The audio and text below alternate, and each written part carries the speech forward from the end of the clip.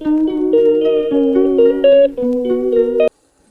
Good morning जय Jagannath welcome back to my new blog. So morning मोर start हो गला चा बनैबा आ संगे किसी ब्रेकफास्ट दरकार थिला तो से घरे थिला ब्रेड ताकू मु टोस्ट करदेली। टोस्ट कर सारा पर से किसी बटर लगेदेवी।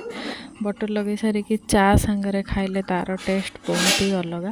सो ये मुझे रेडी कर चा डाडी दे सारापर मुझे एंजॉय करी मोर ब्रेड बटर विथ चा।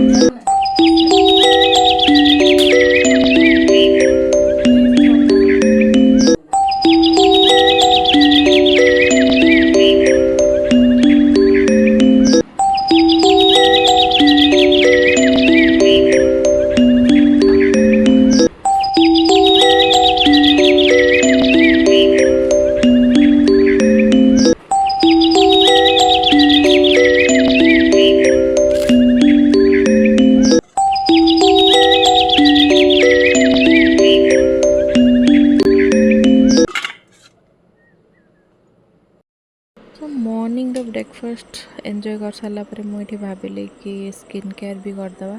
सो निजे ये आईब्रो सेप करदेली। कर सारा पर फेस रे जो एक्स्ट्रा हेयर थाए ताको भी मुझे रिमूव करदेली। तो एक्स्ट्रा हेयर रिमूव करले कौन हुए ना आमर जो फेस रे डेड स्किन जगह थाए सी भी रिमूव हो जाए। तो फेस रो गोटे ग्लो आसी जाए। तो एमती तो मु सप्ताह 2 थर कि 3 थर करे जहाँफल कि मो स्किन हेल्दी रहे।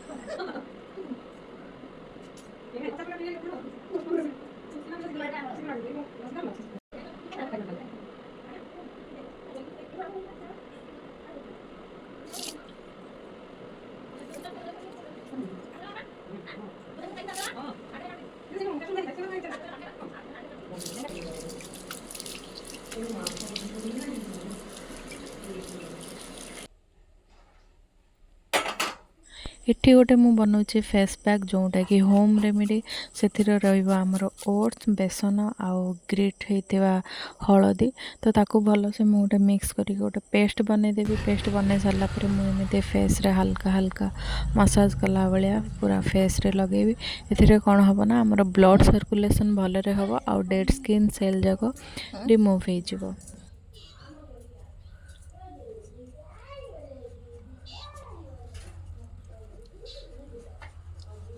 किस खाइबू केतବେଳେ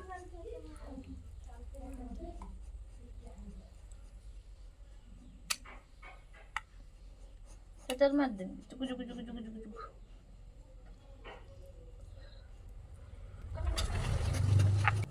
ଦେଖା ଟିକେ କଳାରୁ ଧଳା ହେଇଯିବ ଦେଖା। ଏଠି ମୁଁ ମୋ ମାଉସୀକୁ ବି ଲଗାଇ ଦେଉଛି ଫେସ୍ ପ୍ୟାକ୍ ଯାକ। ତ ଏମିତି ମସାଜ କଲା ଭଳିଆ ଭଲସେ ଲଗାଇଦେଲି।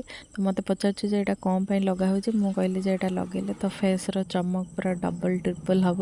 ତ ସେଥିପାଇଁ ସେ ଏଠି ନିଜେ ମସାଜ କରୁଛି ଆଉ କହୁଛି ହଁ ଏଇଟା କିଛି କାମ ଦେଉଛି ଆଉ ମୋତେ ଗୋରା ଗୋରା ଦେଖାହେଉଛି। ତ ସେଥିପାଇଁ ସେ ହସୁଛି।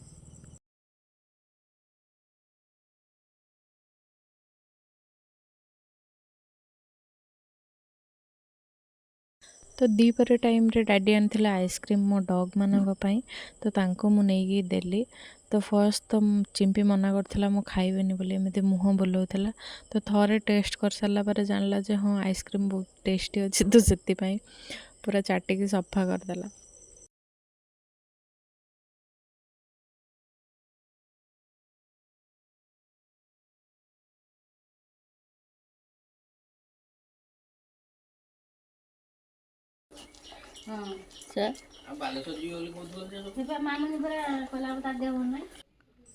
ଏଠି ମୁଁ ସନ୍ଧ୍ୟା ଟାଇମ୍ରେ ବେଲପଣା ପିଉଛି। ଆଜିକାଲି ଆମ ଘରେ ଡେଲି ଡେଲି ବେଲପଣା ହିଁ ହେଉଛି, କାହିଁକିନା ଖରା ଦିନ।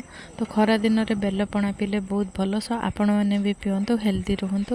Show thank you for watching my video. Do like, share and subscribe.